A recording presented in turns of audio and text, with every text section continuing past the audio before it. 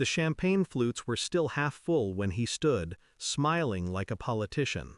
My sister's husband, now officially her husband, raised his glass and declared, "To honesty, to family." The crowd erupted, applause, cheers, even tears. But I didn't clap. Something in his voice was too polished, too rehearsed. I've spent my life studying silences more than speeches, and the silence between his words was wrong. Later, when the dancing started and laughter filled the air, I stepped outside for a breath. That's when she appeared, a woman I didn't know. Dark eyes, trembling fingers. She slipped an envelope into my hand like contraband. "You must know the truth," she whispered, nodding toward the groom. And then she disappeared back into the night, swallowed by music and light. I opened it. A birth certificate.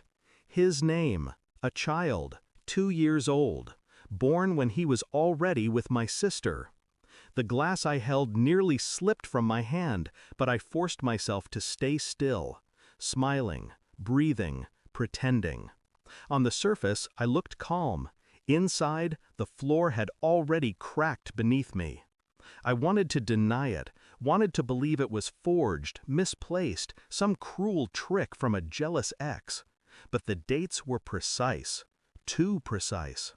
I remembered my sister calling me late one night, months before their engagement. She told me he'd vanished for a week on business. She laughed it off. She trusted him. I filed it away back then as nothing. Tonight, that memory slid back like a blade across my throat. The truth sat heavy in my pocket. I could feel the envelope through the fabric, burning my skin. I walked back into the ballroom. She was radiant, my sister, dancing under the chandeliers, veil brushing across her cheeks. She looked happy, whole. And he, her husband, stood beside her, his arm locked around her waist, smiling the kind of smile men wear when they've already won. But I knew something he didn't. I knew his victory was borrowed. And borrowed victories always come with a debt. I didn't confront him that night, not yet. Instead, I watched, collected, counted the cracks in his performance. The way he checked his phone too often. The way he disappeared into the hallway when no one noticed. The nervous flick of his fingers against the rim of his glass when people asked about their future. Over the next week, I made calls, traced names, dug into records that weren't meant to be touched. The child was real, a boy, his son, hidden, quiet, erased from the narrative he'd sold to my sister.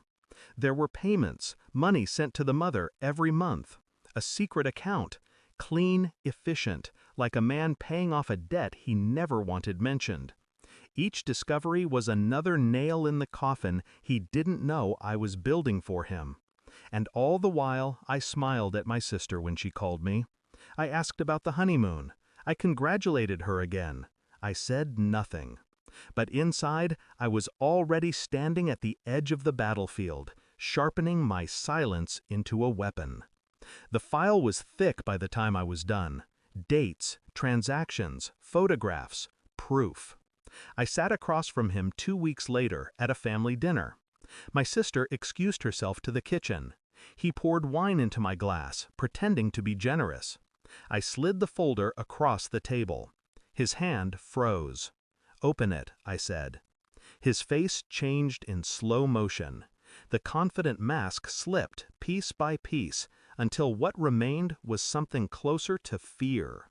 Pages turned, his throat tightened. He whispered a curse under his breath, low enough that only I could hear. I didn't raise my voice. I didn't need to.